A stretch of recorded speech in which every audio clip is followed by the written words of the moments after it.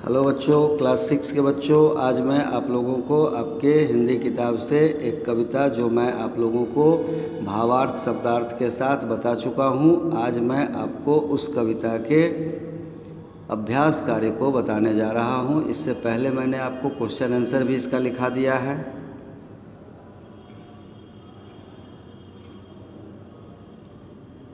और कुछ बच्चे जो नहीं लिख पाए होंगे तो उसके लिए मैं इस कविता का क्वेश्चन आंसर फिर अगले सप्ताह में लिखाऊंगा। आज मैं आपको इसके अभ्यास कार्य को बताता हूँ। इसके अभ्यास कार्य में आप देखिए तो एक ही अभ्यास कार्य इसमें करने को दिया गया है और वो है विशेषण का। विशेषण जो चैप्टर मैंने आपको पढ़ाया था, विशेषण क्या है, तो विशेषण क्या है इसको आप लोग को फिर से मैं बता।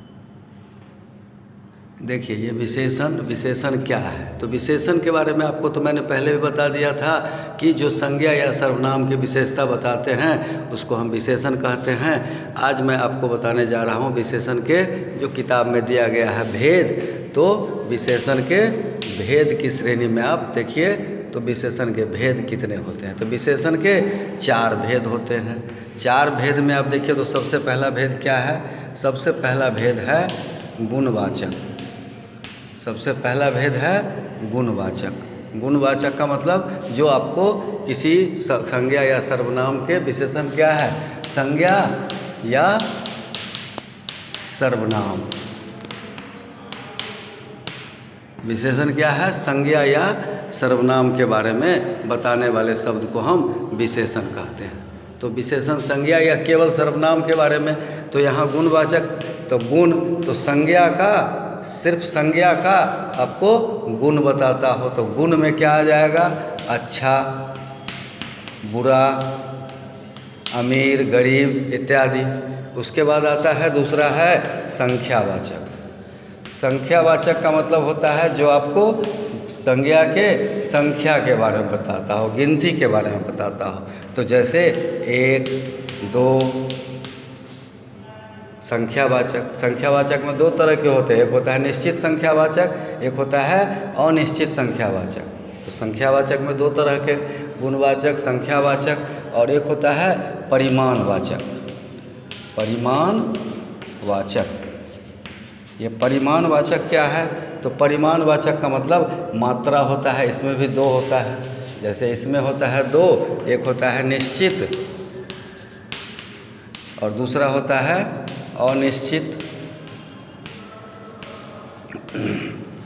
उसी तरह से परिमाण में भी होते हैं 2, एक होता है निश्चित परिमाण और एक होता है अनिश्चित परिमाण। एक होता है निश्चित और एक होता है अनिश्चित परिमाण।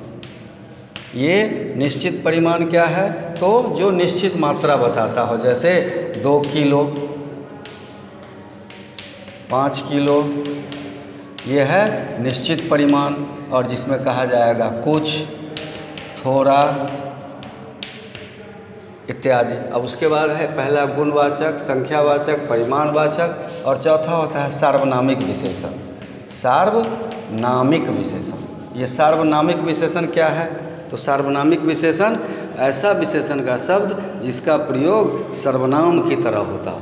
सर्वनाम की तरह मतलब कि जो संज्ञा के लिए उसके पहले प्रयोग किया जाए। जैसे हम कहते हैं यह घर राम का है, राम का है। अब देखिए यहाँ घर के लिए, यह घर के लिए लिखा गया है यह, इसलिए इसको हम सार्वनामिक विशेषण कहते हैं, क्योंकि यह वह क्या है? सर्वनाम है। तो जिस सर्वनाम का उपयोग हम संज्ञा के लिए कहते हैं, संज्ञा से पहले करते हैं, उसको हम सार्वनामिक विशेषण कहते हैं। इस तरह से आप इसको याद कीजिए। और याद करने के बाद अब देखिए कि आप इसको कैसे बना। देखिए आपके किताब में यहाँ दिया गया है गुणवाचक, संख्यावाचक, परिमाणवाचक और सार्वनामिक विशेषण। अब यहाँ पर 4-4 शब्द के अर्थ अलग अलग, 4-4 भेदों के नाम, 4 भेदों में कुछ अन्य उदाहरण शब्द के लिए। अब यहाँ गुणवाचक है तो गुणवाचक में शब्द लिखना है, गुणवाचक के शब्द मैंने आपको बताया है। उसी तरह से संख्यावाचक का बताया, परिमाणवाचक, इस तरह से आप इसको याद कर लिखें।